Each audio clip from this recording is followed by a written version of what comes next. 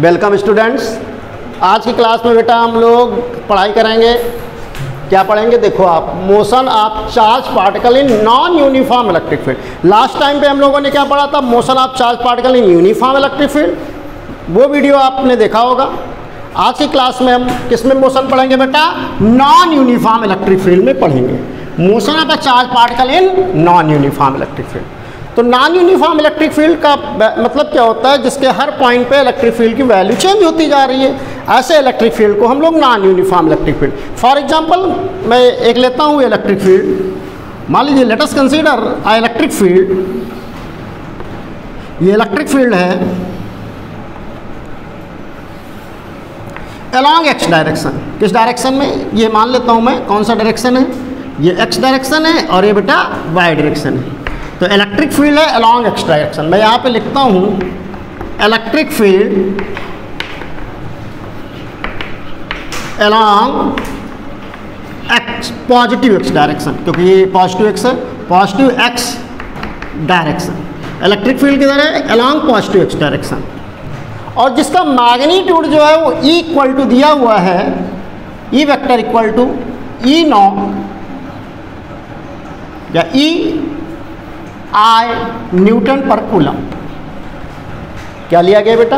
Electric field along positive X direction है। Electric field का जो वैल्यू है वो ई आई न्यूटन पर कूलम है। आई वेक्टर यहाँ पे क्या दिखा रहा है? आपका पॉजिटिव एक्स डायरेक्शन। लेकिन यहाँ पे जो अगर ई आई कर दोगे तो ये क्या हो जाएगा? कांस्टेंट वैल्यू हो जाएगी। जो अगर इसमें हम एक्स की वैल्यू, जो अगर ई आई लिखा होगा तो क्या कहोगे? Constant electric field. क्या कहोगे बेटा? Constant electric field. लेकिन जो अगर हम इस इलेक्ट्रिक फील्ड को क्या लिखें? E vector is equal to लिखें ई एक्स आई। इसका क्या मतलब है? That is the non uniform electric field. Because जो अगर यहाँ पे एक्स की वैल्यू आप चेंज करते चले जाएंगे तो ई का वैल्यू चेंज होता जाएगा। जो अगर हम फॉर एग्जाम्पल ओरिजिन पे देखें, क्या देखें? एक्स इक्वल टू 0 पे इलेक्ट्रिक फील्ड क्या होगा? एक्स इक्वल टू 0 पे इलेक्ट्रिक फील्ड होगा ई 0 आई। तो हो जाएगा बेटा E vector x equal to 0 पे हो जाएगा 0 आई वेक्टर। इसी तरह एक्स इक्वल टू 5 पे कितना होगा? ई 5 ई आई वेक्टर। तो क्या होगा? जैसे जैसे हम पॉजिटिव एक्स डायरेक्शन में बढ़ते जाएंगे इलेक्ट्रिक फील्ड की वैल्यू चेंज होती जाएगी। और इस टाइप के इलेक्ट्रिक फील्ड को बेटा नॉन यूनिफॉर्म इलेक्ट्रिक फील्ड बोला जाता है। यूनिफॉर्म इलेक्ट्रिक फील्ड क्या है? अब इसमें जो अगर इस टाइप में होता है ई इक्वल टू ई आई, तो चाहे x इक्वल टू 0 पे भी ई आई है, x इक्वल टू 10 मीटर पे भी ई आई होगा, x इक्वल टू 100 मीटर पे भी ई आई होगा। बट इसमें क्या x की वैल्यू के साथ चेंज हो रहा है? हाँ, इसमें x की वैल्यू के साथ चेंज हो रहा है, तो इसको नॉन यूनिफॉर्म इलेक्ट्रिक फील्ड बोलेंगे। इसको क्या बोलेंगे बेटा? यूनिफॉर्म। तो क्या जरूरी है x डायरेक्शन में ही चेंज हो? नहीं, वो y डायरेक्शन में भी चेंज हो सकता है, तो y का फंक्शन भी बन सकता है। ये z डायरेक्शन में भी चेंज हो सकता है, तो z का भी फंक्शन बन सकता है। या किसी पर्टिकुलर r डायरेक्शन में फंक्शन दे दे कि r के अकॉर्डिंग चेंज हो रहा है, ऐसा भी दे सकता था। E equal to E r any unit vector. ये भी क्या होगा बेटा? r के साथ चेंज होगा। तो मैंने यहाँ एग्जाम्पल x डायरेक्शन का लिया है। ये y डायरेक्शन में भी चेंज हो सकता है, z डायरेक्शन में भी चेंज हो सकता है, और आपका किसी पर्टिकुलर डायरेक्शन में आर डायरेक्शन में भी चेंज हो सकता है। तो इस प्रकार के इस टाइप के जो इलेक्ट्रिक फील्ड हैं, उन इलेक्ट्रिक फील्ड को हम क्या बोलते हैं बेटा? नॉन यूनिफॉर्म इलेक्ट्रिक फील्ड बोलते हैं। तो यूनिफॉर्म और नॉन यूनिफॉर्म का आप मतलब समझ गए होंगे। यूनिफॉर्म का मतलब क्या होता है? ऐसा इलेक्ट्रिक फील्ड जिसके हर पॉइंट पे इलेक्ट्रिक फील्ड का मैग्नीट्यूड सेम होता है, यूनिफॉर्म इलेक्ट्रिक फील्ड कहेंगे। नॉन यूनिफॉर्म का मतलब क्या है? अगर पोजीशन चेंज होगी तो इलेक्ट्रिक फील्ड का मैग्नीट्यूड चेंज होता चला। तो यहाँ पे इलेक्ट्रिक फील्ड की जो वैल्यू हम अज्यूम करते हैं वो ई इक्वल टू क्या अज्यूम करते हैं? एक्स डायरेक्शन ली है तो ई एक्स आई वेक्टर। यहाँ तक आपको कोई प्रॉब्लम नहीं है? क्या है हमारी heading? Motion of a charge particle in non uniform electric field. तो एक इलेक्ट्रिक फील्ड है एक्स डायरेक्शन में जिसका जो वैल्यू दिया हुआ E vector equal to E x i newton पर कूलम। अब इसमें भी वही केस करेंगे हम लोग। पहले क्या करेंगे? पैरेलली एंटर कराएंगे, फिर परपेंडिकुलर एंटर कराएंगे, फिर एट एनी एंगल पे एंटर कराएंगे, और इसके पाथ को हम लोग ऑब्जर्व करेंगे। समझ आ गई बात? तो चलो एक एक करके करते हैं। पहले मान लीजिए ये हमारा एक चार्ज पार्टिकल है जिसका मास कितना है? m है। इस पे चार्ज कितना है, पॉजिटिव ही ले लेता हूँ, पॉजिटिव चार्ज है और u वेलोसिटी से, कितनी वेलोसिटी से बेटा, u इनिशियल वेलोसिटी से, पहले इसके अंदर करके करते हैं जिससे आपको थोड़ा क्लियरिटी ज़्यादा आ जाएगी, और u वाला बाद में कर लेते हैं। जो अगर इसके अंदर करके करें तो आप अच्छे से क्लियर करेंगे, और अगर बाहर से करेंगे तो थोड़ा लिमिट में चेंज आएगी, वो कैसे आएगी मैं आगे बताता हूँ। मान लीजिए यहाँ पे एक चार्ज पार्टिकल क्या है बेटा, इस पर चार्ज कितना है प्लस q, मास कितना है, मास इसका m है, और t इक्वल टू 0 पे क्या है बेटा, रेस्ट पे है, क्या है ये, रेस्ट में, t इक्वल टू 0 पे रेस्ट पे है, कोई प्रॉब्लम नहीं है। ये पॉजिटिव चार्ज है और यहाँ पे इलेक्ट्रिक फील्ड भी है। अभी पॉजिटिव चार्ज जब एक इलेक्ट्रिक फील्ड में रखा होता है तो उस पर फोर्स लगता है। पॉजिटिव चार्ज के केस में जो फोर्स लगता है that is the along the direction of electric field. Negative charge, कई बार मैंने बोला है, नेगेटिव चार्ज में opposite to the direction of electric, तो इस पर फोर्स जो लगेगा वो फोर्स लगेगा F equal to q E, यही फोर्स लगेगा। तो जो अगर हम फोर्स की वैल्यू बोलें तो फोर्स की वैल्यू क्या होगी, Q इंटू ई।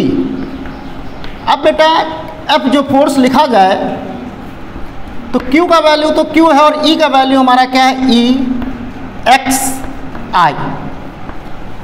जो अगर हम फोर्स के मैग्नीट्यूड की बात करें, magnitude of force, magnitude of force, तो हम क्या कह सकते हैं बेटा, मैग्नीट्यूड ऑफ फोर्स कहें तो F इक्वल टू हो जाएगा क्यू ई एक्स।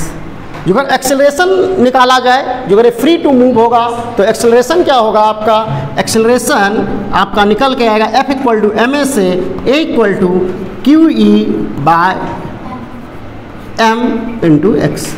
जो एक्सेलरेशन है वो कैसा एक्सेलरेशन है, आप यहाँ पे देख रहे हैं, that is not a constant acceleration. ये एक्सेलरेशन कांस्टेंट नहीं है। क्यों नहीं है, क्योंकि x की वैल्यू के साथ a का वैल्यू चेंज होता चला जाएगा। जैसे जैसे हमारा x बदलेगा एक्सेलरेशन की वैल्यू चेंज होती जाएगी। तो हम कह सकते हैं acceleration variable with position. Acceleration किसके साथ वेरिएबल है, acceleration variable with position, position के साथ हमारा वेरी कर रहा है। आप जानते हैं जो पहले क्वेश्चन पढ़े थे आप लोगों ने, कौन से क्वेश्चन पढ़ी हैं, एक v equal to you plus A t पढ़ रखी है, एक आपने पढ़ रखी है s equal to U T plus half A T square, और एक आपने पढ़ रखी है v square equal to u square plus 2s। लेकिन ये सारी क्वेश्चन किसके लिए है, कांस्टेंट एक्सेलरेशन के लिए। किसके लिए है बेटा, कांस्टेंट एक्सेलरेशन के लिए होती हैं, कांस्टेंट एक्सेलरेशन के लिए। तो अब यहाँ पे एक्सेलरेशन कांस्टेंट नहीं है, एक्सेलरेशन आपका पोजीशन के साथ वैरी कर रहा है, और जब एक्सेलरेशन पोजीशन के साथ वैरी कर रहा होगा ऐसे केसेस में हमें डिफरेंशिएशन या इंटीग्रेशन का यूज़ करना पड़ता है। क्या करना पड़ता है, डिफरेंशिएशन या इंटीग्रेशन का यूज़ करना पड़ता है। ये आप एक क्वेश्चन नहीं लगा सकते हैं, ये क्वेश्चन कौन, इसमें भी इंटीग्रेशन डिफरेंशिएशन तो लगा सकते हैं, लेकिन ये क्वेश्चन किसके लिए होती है, कांस्टेंट एक्सेलरेशन के लिए। तो फिर मुझे करना क्या चाहिए, मुझे करना ये चाहिए कि एक्सेलरेशन को dv बाई डी टी लिख लेते हैं। क्या लिख लेते हैं, एक्सेलरेशन को dv बाई डी टी लिख लेते हैं। तो dv by d t is equal to, हम लिखेंगे क्यू ई, जो हमें वेलोसिटी कैलकुलेट करनी है, Q E by m into x. अब बेटा यहाँ टाइम का फंक्शन है, यहाँ x है, तो ऐसे केसेस में हम लोगों ने क्या किया है, dx से मल्टीप्लाई करते हैं यहाँ पे और dx से डिवाइड करते हैं। ऐसा हमने काइनेमैटिक्स में पढ़ाया था कि जब एक्सेलरेशन पोजीशन का फंक्शन हो ऐसे केसेस में यहाँ पे क्या करते हैं, dx से मल्टीप्लाई करते हैं, dx से डिवाइड करते हैं, और इसको लिखते हैं dv बाई डी टी, और इसको लिखते हैं बेटा क्यू ई एम एक्स। अब आप इसको क्या लिख सकते हैं, इसको dv लिख सकते हैं, dx by d t that is that v velocity, dx by d t rate of change of position with respect to time, that is the v। तो इसको लिख सकते हैं v dv by dx is equal to the Q E by m x. तो यहाँ से v dv क्या निकल के आएगा, यहाँ से निकलेगा q E by m x dx। इसका स्क्रीनशॉट ले लीजिए, फिर हम आगे का इसका इंटीग्रेशन करते हैं। क्योंकि जगह कम पड़ गई है, स्क्रीनशॉट लीजिए पर स्टार्ट करते हैं इसके आगे। जल्दी करिए आप लोग।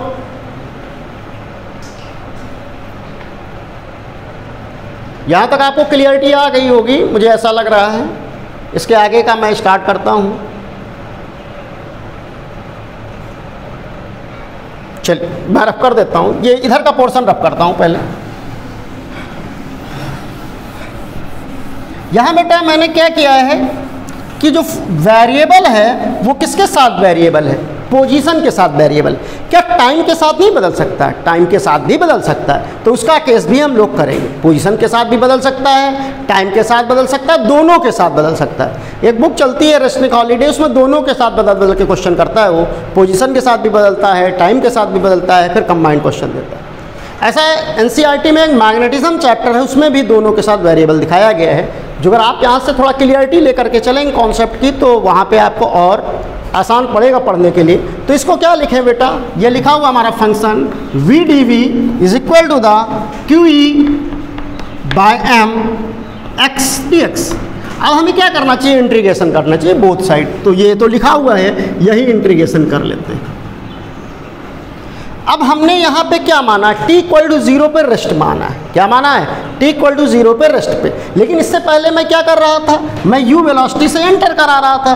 तो t इक्वल टू 0 पे क्या लिमिट लगानी चाहिए था, u लगा लेनी चाहिए थी। लेकिन u जो अगर रेस्ट पे है, t इक्वल टू 0 पे क्या है, मीन जो अगर ये एक ओरिजिन मान लें, इसको ये x इक्वल टू 0 मान लें, तो t इक्वल टू 0 पे, x इक्वल टू 0 पे क्या इनिशियल वेलोसिटी है 0। तो यहाँ पे क्या लिमिट लगेगी 0, जब x की वैल्यू क्या है 0। क्योंकि इधर हमें v वेलोसिटी की लिमिट लगानी है और इधर हमें किसकी लगानी है, x की लिमिट लगानी है। तो x इक्वल टू 0 पे वेलोसिटी क्या है v।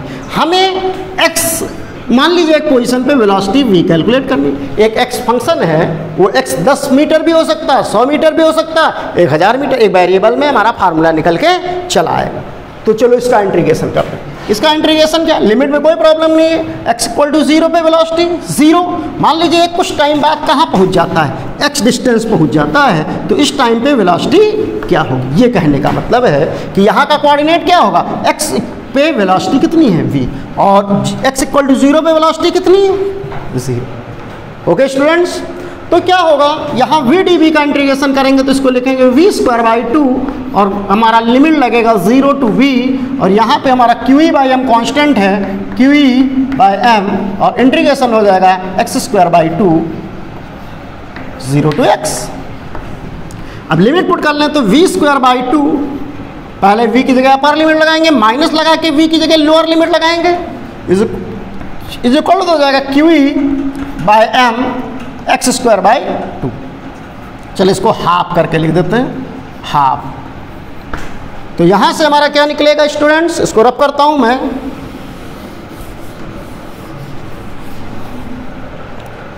ये तो कोई मतलब है नहीं, तो यहां निकलेगा वी स्क्वायर, ये माइनस 0 से कोई मतलब नहीं, 2 कैंसिल भी हो जाएगा, तो ये बचेगा Q E by M X square. तो v जो वैल्यू निकलेगी वो x upon Q E X root Q E by M निकलेगी। अब जब वेलोसिटी निकल गई है तो पोजीशन भी निकाल सकते हैं आप। अब इसी को आगे और बढ़ा दीजिए, तो v को क्या करेंगे, dx बाई dt करें तो पोजीशन भी निकाल सकते हैं। जैसे वेलोसिटी तो निकल आई x equal to x position पे वेलोसिटी, x इक्वल टू 0 पे वेलोसिटी कितनी थी 0 थी, x पोजीशन पे वेलोसिटी हमने v एज्यूम की, तो v का फंक्शन क्या निकलेगा x root Q E by M. अब इसी को कहा जाए कि पोजीशन में कन्वर्ट करो तो dx बाई dt बढ़ाओ, इंटीग्रेट कर दो। ओके स्टूडेंट्स, यहाँ तक आपको कोई प्रॉब्लम नहीं होगी। इससे पहले मैं क्या ले रहा था, मैं इसको मैंने स्किप कर दिया था। मैंने कहा था m मास है, ऐसा करके मैं चला था अभी जस्ट, फिर मैंने कहा नहीं वहाँ रेस्ट से चलाते पहले। m मास था, q चार्ज था, और मैंने बोला था u वेलोसिटी से एंटर करता है। जब u वेलोसिटी से एंटर करेगा तो मान लो x इक्वल टू 0 से एंटर कर रहा है, तो यहाँ पे लिमिट क्या लगाना चाहिए था मुझे, u टू v हो जाता, और आपका कोई प्रॉब्लम नहीं होती। इसका स्क्रीनशॉट लीजिए, फिर आगे चलाते हैं।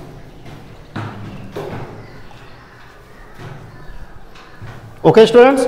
अच्छा पाथ क्या होगा? पाथ इसका भी स्ट्रेट लाइन होगा बट पोजीशन के साथ बदलता जाएगा, चलेगा तो अलोंग द डायरेक्शन आप, क्योंकि फोर्स अलोंग द डायरेक्शन आप इलेक्ट्रिक फील्ड ही लग रहा है। जब फोर्स अलोंग द डायरेक्शन आप इलेक्ट्रिक फील्ड लग रहा है तो पाथ आपका स्ट्रेट लाइन ही निकल के आएगा।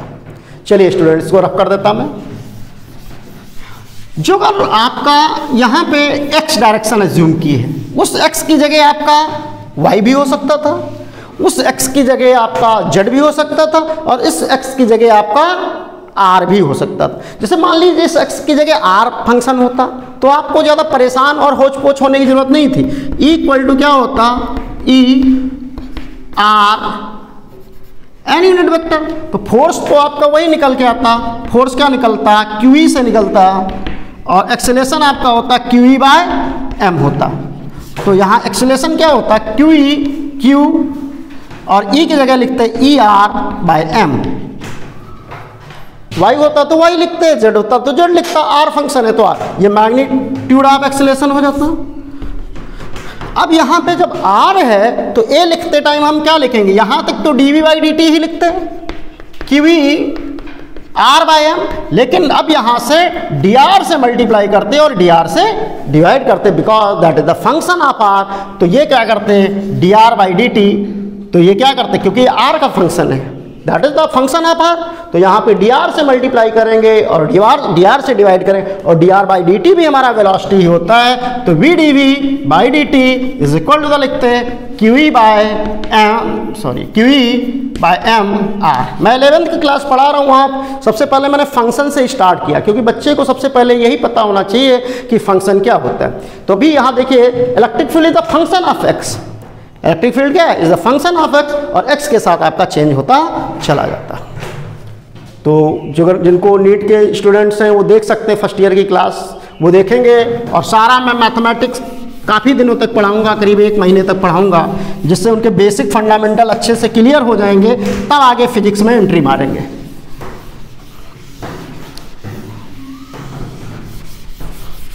तो आगे की क्या बात करें? आगे की बात करें तो देखो क्या है कि ये इलेक्ट्रिक फील्ड है, मान लेता हूं मैं ये इलेक्ट्रिक फील्ड है स्टूडेंट्स। अब जब इलेक्ट्रिक फील्ड है और वही केस करें कि यहाँ पे एक प्लस Q चार्ज है, मास हमारा m है, और t इक्वल टू 0 पे रेस्ट में। लेकिन अब electric field is the function of किसका है? Electric field is the function of, electric field is the function of t, time के साथ बदल रहा हो। सुबह मान ली टाइम के साथ बदलने का मतलब क्या? सुबह इलेक्ट्रिक फील्ड 10 है और एक शाम को 100 हो जाए तो क्या टाइम, और उसी जगह बैठे रहो तो क्या टाइम के साथ नहीं बदलता है? तुम्हारी लंबाई भी टाइम के साथ बदल रही है। आज से 15 साल पहले तुम 1 फीट के थे और आज 5-6 फीट के हो गए हो। तो your length is the function of time, आपका जो लेंथ है वो फंक्शन ऑफ टाइम है। तो किसी की वैल्यू बेटा टाइम के साथ भी बदल सकती है, ये तो सिंपल बात है। तो यहाँ पे जो अगर मैं मान लूँ कि electric field is the function of, ऐसे लिख देता हूँ, electric field is the function of T हो और टाइम के साथ बदले तो ई को हम लिख सकते हैं, मान ली ई नॉट टी, ऐसे बदल रही है और डायरेक्शन उसकी आई ही है, क्योंकि इलेक्ट्रिक फील्ड का डायरेक्शन टाइम का डायरेक्शन नहीं होता है। डायरेक्शन तो एक्स एक्सिस हो सकता है, डायरेक्शन वाई एक्सिस हो सकता है, डायरेक्शन जेड एक्सिस हो सकता है, डायरेक्शन एक पर्टिकुलर आर हो सकता है। टाइम का क्या डायरेक्शन है? Time is a scalar quantity. तभी यहाँ मैंने क्या लिखा है कि electric field is the function of T is equal to the E naught T I. इसका क्या रिप्रेजेंटेशन है? इसका रिप्रेजेंटेशन ये कहता है कि t इक्वल टू 0 पे इलेक्ट्रिक फील्ड की वैल्यू क्या है? जो अगर t इक्वल टू 0 पे इलेक्ट्रिक फील्ड की वैल्यू कहें तो 0 निकल के आएगी, लेकिन वो अलॉन्ग द डायरेक्शन आई रहेगी, और आई का मतलब पॉजिटिव एक्स डायरेक्शन। लेकिन t इक्वल टू 1 सेकंड पे इलेक्ट्रिक फील्ड क्या होगा? Is equal to E nought I, लेकिन डायरेक्शन एक्स ही रहेगी। t इक्वल टू 3 सेकंड पे कितना रहेगा?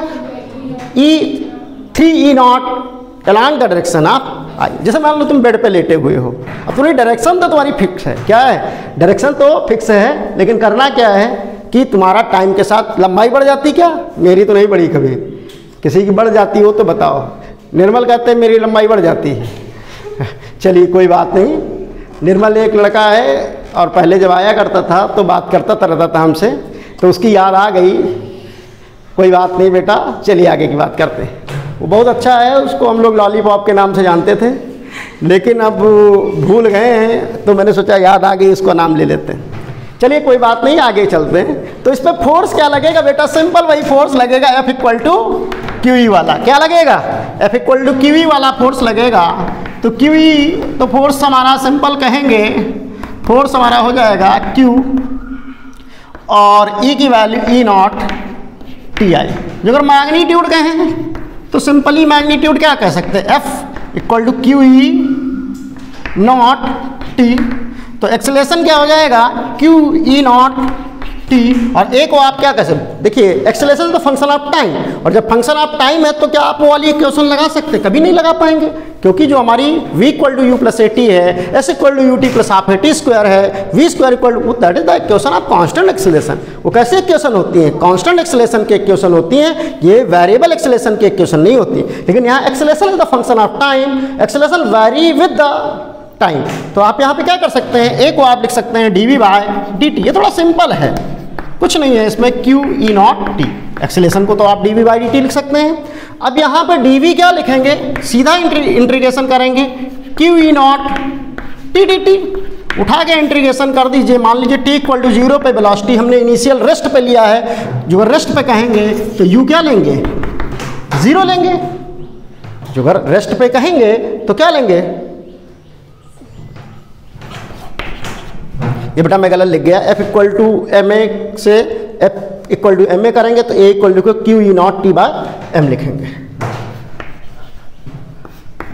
यहाँ पे गलती हो गई, F equal to M A से M डिवाइड में, तो QE naught by M T, QE naught यहाँ पे करेंगे। T इक्वल टू 0 पे वेलोसिटी क्या है? 0। और मान लीजिए T इक्वल टू T पे वेलोसिटी क्या हुई हो गई, तो अब सिंपल इसका इंटीग्रेशन ही तो आपको करना है। तो इंटीग्रेशन मैं कर ही देता हूँ। तो डायरेक्टली इसका dv का क्या हो जाएगा? इंटीग्रेशन इसका हो जाएगा v, और लिमिट अपर पुट करेंगे तो v माइनस 0 होगा, इधर से कोई फर्क पड़ेगा ही नहीं पड़ेगा। और इसका इंटीग्रेशन हो जाएगा QE नॉट बाई m, तो कांस्टेंट है तो QE नॉट बाई m लिखेंगे, और t का इंटीग्रेशन हो जाएगा t स्क्वायर बाय 2, और लिमिट लगेगी 0 टू t। तो ये v हो जाएगा आपका, v क्या निकल के आएगा? QE naught by m t square by 2। इसको नोट कर लीजिए स्टूडेंट्स, स्क्रीनशॉट ले लीजिए। x का भी फंक्शन हो सकता है, टाइम का भी फंक्शन हो सकता है। अच्छी बुक्स में क्या है? दोनों के फंक्शन से क्वेश्चन करते हैं। आपकी एनसीईआरटी में भी मैग्नेटिज्म में क्वेश्चन दिया है जिसमें दोनों के साथ वैरी करता है, x के साथ भी वैरी करता है, टाइम के साथ भी वैरी करता है। लेकिन अभी क्या करना है? अलग अलग सेपरेट कर लीजिए। x के साथ वेरिएबल का अलग सीख लीजिए, टाइम के साथ वेरिएबल का अलग सीख लीजिए, और फिर इसको कंबाइन कर लेंगे नेक्स्ट क्लास में। ओके स्टूडेंट्स, चलिए। जो अगर पैरेलल एंटर ना करे, परपेंडिकुलर एंटर करे, तो क्या खेल होगा? व्हाट इज द खेल? इफ बॉडी एंटर, जब चार्ज पार्टिकल, बॉडी नहीं है, charge particle enter perpendicular to the direction of electric field. यहां से भी खेल बन सकता है।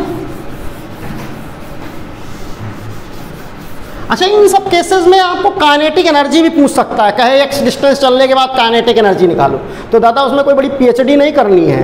x डिस्टेंस के बाद वेलोसिटी तो पता ही चल जाती है, उठा के हाफ एम वी स्क्वायर लगा दीजिए। काइनेटिक एनर्जी पूछेगा तो लगाना तो हाफ एम वी स्क्वायर ही है, वेलोसिटी तो आप निकाल ही ले रहे हैं, तो काइनेटिक एनर्जी में कन्वर्ट कर लीजिएगा। वर्क एनर्जी थ्योरम भी लग सकती है, कुछ भी लगवा सकता है, W इक्वल टू डेल्टा। इससे रिलेटेड हम 3-4 प्रॉब्लम आपको कराएंगे। चलिए एक और करते हैं, 2 अच्छी प्रॉब्लम देंगे, PDF फाइल, उनको सॉल्व करिएगा। देखिए क्या करना है कि मान लीजिए इलेक्ट्रिक फील्ड बेटा इस डायरेक्शन में, इलेक्ट्रिक फील्ड इस डायरेक्शन में हो, मान लीजिए इलेक्ट्रिक फील्ड इस डायरेक्शन में है, और चार्ज पार्टिकल जिसका मास कितना है m है, और चार्ज कितना है +q है, और u वेलोसिटी से एंटर करता है। अब इलेक्ट्रिक फील्ड क्या है? हमारा हेडिंग क्या है? Non uniform electric. अब नॉन यूनिफॉर्म इलेक्ट्रिक फील्ड का मतलब है, चलो ये डायरेक्शन हम यहाँ पे मान लेते हैं x, और ये डायरेक्शन क्या मान लेते हैं? y। इसको x अज्यूम कर लिया, इसको y अज्यूम। तो इलेक्ट्रिक फील्ड हम ये लेते हैं, इलेक्ट्रिक फील्ड की वैल्यू हम लेते हैं E नॉट yj। क्यों लिया ऐसा? Because that is the non uniform electric field. That is the non uniform electric field mean the value of electric field function of y, according to the y value of electric field is changes, या magnitude of electric field is changes. अब यहाँ पे जब ये enter करेगा तो जब इस पॉइंट पे पहुँचेगा, मान लीजिए जस्ट, अब यहाँ पे जस्ट पहुँचने की बात है, लेकिन मैं थोड़ा दूर बना रहा हूँ क्योंकि आपको दिखना चाहिए। यहाँ पे तो नहीं बना सकता, ऐसा छोटा सा बना दूँ, क्या देख पाओगे, आंखें कमज़ोर हो जाएंगी, तुम वैसे मोबाइल से पढ़ाई कर रहे हो। तो फिर करना क्या, थोड़ा दूर बना लेते हैं। तो इधर की वेलोसिटी इसकी क्या रहेगी, इधर की वेलोसिटी तो u रहेगी, बिकॉज आपका इस पर फोर्स किस डायरेक्शन में लगेगा, फोर्स लगेगा आपका वाई डायरेक्शन में, और फोर्स कितना लगेगा वाई डायरेक्शन में, that is the q into E. जब वाई डायरेक्शन में फोर्स क्यू ई लग रहा है, लेकिन एक्स डायरेक्शन में फोर्स कितना लग रहा है, तो एक्स डायरेक्शन में बेटा फोर्स आपका जीरो है। तो एक्स डायरेक्शन में जब फोर्स जीरो है तो उसकी एक्स डायरेक्शन की वेलोसिटी क्या रहेगी, कांस्टेंट रहेगी। बस वाई डायरेक्शन की velocity according to the acceleration change होती चली जाएगी। तो ये वाला एक्सेलरेशन कितना काम करेगा, जो एक्सेलरेशन की बात करें तो एक्सेलरेशन काम करेगा q E naught y j vector by m. मैंने डायरेक्टली लिख दिया F equal to q E से F equal to M A से। एक्सेलरेशन क्या है, acceleration is the function of y, y का फंक्शन है। अब जो अगर हम मैग्नीट्यूड ऑफ एक्सेलरेशन कहें तो क्या कह सकते हैं, मैग्नीट्यूड ऑफ एक्सेलरेशन, तो मैग्नीट्यूड ऑफ एक्सेलरेशन लिखेंगे तो ए इज इक्वल टू लिखेंगे Q E naught upon M Y. अब यहाँ से अगर हम वेलोसिटी कैलकुलेट करना चाहें, क्या कैलकुलेट करना चाहें, वेलोसिटी कैलकुलेट करना चाहें तो हमें क्या लिखना पड़ेगा, dv बाई dt लिखना पड़ेगा। यहाँ तक आपको कोई परेशानी नहीं है। अब dv बाई dt लिखेंगे, यहाँ Q E naught by M करेंगे स्टूडेंट, और यहाँ y करेंगे। तो अब फिर से ये टाइम है, यहाँ यहाँ y है, तो मुझे क्या करना पड़ेगा, dy से मल्टीप्लाई और dy से डिवाइड करना पड़ेगा, जैसे हमने किया था। तो हम डायरेक्टली एक स्टेप छोड़ के लिखते हैं, तो हम लिखेंगे v dv is equal to the Q E naught by M Y D Y. उठा के इंटीग्रेशन कर दीजिए आप। तो यहाँ से आपकी किस डायरेक्शन की वेलोसिटी निकलेगी, लेकिन ये डायरेक्शन की वेलोसिटी जो निकलेगी वो वाई डायरेक्शन की वेलोसिटी। तो यहाँ सफिक्स में वाई लगा लेते, क्यों वाई लगा लेते हैं, क्योंकि ये वाई डायरेक्शन की वेलोसिटी को बताएगा। किसको बताएगा, वाई डायरेक्शन की वेलोसिटी को बताएगा। तो यहाँ से हमारा v, अब आप करिएगा इंटीग्रेशन वगैरह करिएगा, मैं डायरेक्टली लिखता हूँ। तो यहाँ से आपका वी वाई का फंक्शन निकलेगा, वी वाई का फंक्शन निकलेगा, वो निकालिए इंटीग्रेट करके लिमिट लगा करके, वी वाई का फंक्शन निकलेगा।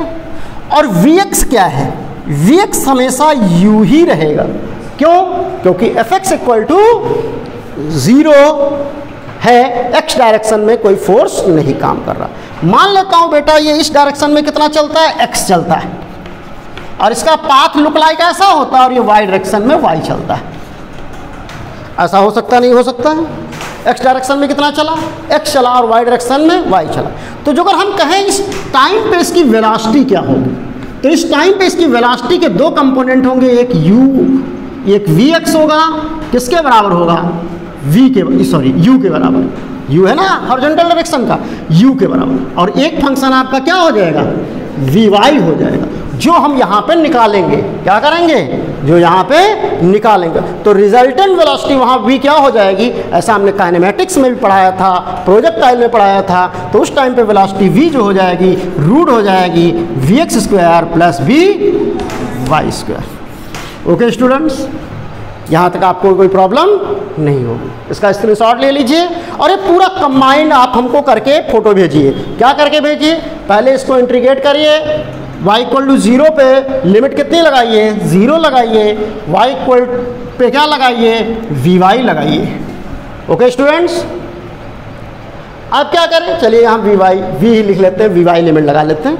अब सबसे पहले इसका इंटीग्रेशन करिए, वी वाई का फंक्शन निकालिए, क्योंकि एफ एक्स इक्वल टू 0 है तो एक्स डायरेक्शन में कोई फोर्स नहीं काम करेगा। फिर आप कंबाइंड वेलोसिटी निकालेंगे तो आप ऐसे करेंगे। ऐसे क्वेश्चन मैग्नेटिज्म में एससी वर्मा में बहुत अच्छे दिए हुए हैं। क्या दिए हुए हैं, तो अगर आप अभी से यहाँ से थोड़ा प्रैक्टिस में लेके चलेंगे तो आगे की राह आसान हो जाएगी। जैसे हम लोग बेटा जब पढ़ा करते थे काइनेमेटिक्स और वेक्टर, तो मैं कहता था वेक्टर अच्छे से पढ़ लो, आगे बहुत काम आएगा।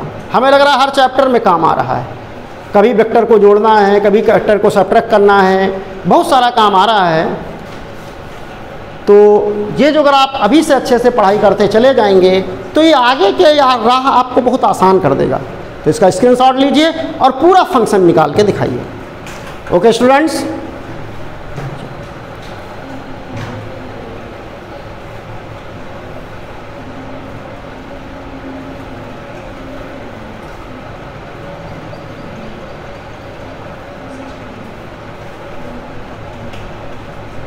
और अब कर देता हूं मैं। एक और केस हो सकता है जिसमें क्या हो, एट एनी एंगल पे एंटर करे, उसका देखो एट एनी एंगल, ऐसा भी हो सकता है एट एनी एंगल एंटर कर दे। अच्छा, इसमें v तो निकाल लेंगे, जो अगर हम कहें यहाँ का पोजीशन वेक्टर क्या होगा, तो पोजीशन वेक्टर कैसे निकालोगे, x की वैल्यू भी निकालोगे और y की वैल्यू भी निकालोगे। तो x की वैल्यू तो आसानी से निकलेगी। कैसे निकलेगी x की वैल्यू, x की वैल्यू क्योंकि इस डायरेक्शन में कोई एक्सेलरेशन नहीं है तो इधर कहोगे ut, मान लीजिए टाइम, और जब y डायरेक्शन का निकालना होगा तो मुझे क्या करना होगा, इंटीग्रेट करना पड़ेगा, क्योंकि तुम vy का फंक्शन तो निकाल चुके होगे, करके पूरा भेजिए हमें, vy का फंक्शन निकाल चुके हो, और vy को क्या लिखोगे, dy बाय dt लिखोगे, और ये फंक्शन रहेगा, फिर यहाँ से dt मल्टीप्लाई कर दोगे तो y निकालोगे, यहाँ से x निकालोगे, और जब इसका पोजीशन वेक्टर हमें निकालना होगा तो कैसे निकलता है पोजीशन वेक्टर, पोजीशन वेक्टर हमारा निकलता है, क्या निकलता है पोजीशन वेक्टर, पोजीशन वेक्टर बेटा निकलता है r equal to xi plus yj और प्लस z के। तो x तो यहाँ से निकला ही है, y यहाँ से निकालिए, पूरा आगे करके भेजिए, और मुझे आज आ जाना चाहिए आज शाम तक या कल सुबह तक कि सर ये मैंने किया है क्या सही है या गलत है। और आपके ऑब्जर्व करूँगा, आपने गलती की होगी तो इसको मैं पूरा करके दिखाऊंगा नेक्स्ट क्लास में, और कर लेंगे कुछ बच्चे तो मैं फिर ग्रुप में फ़ोटो भेज दूंगा, बाकी बच्चे उसी से सीख लेंगे। ओके स्टूडेंट्स, तो आर वेक्टर निकलेगा, जो अगर मैग्नीट्यूड ऑफ आर कहेंगे तो क्या कहेंगे, कहेंगे under root X square plus Y square. अच्छा, जो अगर यहाँ पे डायरेक्शन ऑफ वेलोसिटी पूछ लेता, डायरेक्शन ऑफ वेलोसिटी या थीटा पूछ ले, तो आप सिंपल से जैसे वेक्टर में किया करते थे, तो tan theta equal to V Y upon V X करेंगे, तो डायरेक्शन किसके साथ बताएगा, along the direction of positive X. और जब अगर V X upon V Y कर देंगे तो direction of positive Y axis बताएगा। ये स्टूडेंट नोट कर लीजिए, चैप्टर चेंज कर देते हैं। एट एनी एंगल का भी करके देखिए, नहीं आता तो हमसे पूछिए, करना उसमें कुछ है ही नहीं, इंटीग्रेशन ही करना होगा। अलग अलग एक्सिस पे जो अगर एक्स के साथ वेरी करेगा तो dx बाई डी टी बढ़ा करके इंटीग्रेट कर दीजिएगा, टाइम के साथ वेरी करेगा तो directly D by d T होता, कोई ज़्यादा प्रॉब्लम नहीं। नीट वाले स्टूडेंट ना करें तब भी काम चल जाएगा, जेई वालों को तो ज़रूर करना पड़ेगा। क्या करना पड़ेगा, जेई वालों को तो ज़रूर करना पड़ेगा, क्योंकि ऐसे क्वेश्चंस पूछे जाते हैं, मेंस में भी पूछे जाते हैं और एडवांस में भी पूछे जाते हैं। जेई वालों और नीट वालों से डायरेक्टली पूछा जा सकता है। ओके स्टूडेंट्स, लेकिन आपको आना चाहिए। रब कर देता हूँ, और बोर्ड में भी है, एनसीईआरटी बोर्ड में दिया हुआ है बेटा, एनसीईआरटी बोर्ड में दिया हुआ है मैग्नेटिज्म चैप्टर में। जब एनसीईआरटी बोर्ड में दिया है इसका मतलब है कि आपको सीखना है, because the syllabus of UP board depend on the NCERT, based on the NCERT, तो बोर्ड वाले भी इसको सीखें, सभी सीखें। अब अगला चैप्टर हमारा है कैपेसिटर। क्या है बेटा, कैपेसिटर। अब इसका क्वेश्चन हम आपको सेंड करेंगे, सॉल्व करिए। एक क्लास में और बनाऊंगा अभी इसके ऊपर अच्छे प्रॉब्लम्स की। क्या बनाऊंगा, अभी आप सारे कॉन्सेप्ट क्लियर कर लीजिए। एक अच्छी क्लास बनाऊंगा जिसमें क्वेश्चन की प्रैक्टिस करेंगे, जेई नीट और एडवांस लेवल के 10-15 क्वेश्चन सॉल्व करेंगे। आज मैं स्टार्ट करता हूँ कैपेसिटर चैप्टर। क्या पढ़ाता हूँ बेटा, नेक्स्ट चैप्टर हमारा बोर्ड के हिसाब से क्या होगा, 4th चैप्टर होगा कैपेसिटर। और ये बेटा हमारा लास्ट चैप्टर है किसका, इलेक्ट्रोस्टैटिक का। इलेक्ट्रोस्टैटिक का लास्ट चैप्टर है, और इसके बाद हमारा रे ऑप्टिक्स और वेव ऑप्टिक्स स्टार्ट होगा। तो ये मैं कंप्लीट करता हूँ विद इन 1 वीक या 10 डेज। कैपेसिटर क्या है, 8 लेक्चर में इसको कंप्लीट कर दूंगा मैं। तो कैपेसिटर क्या है, ये नया नाम लग रहा होगा, आप सुनने में ही आपको नया लग रहा है,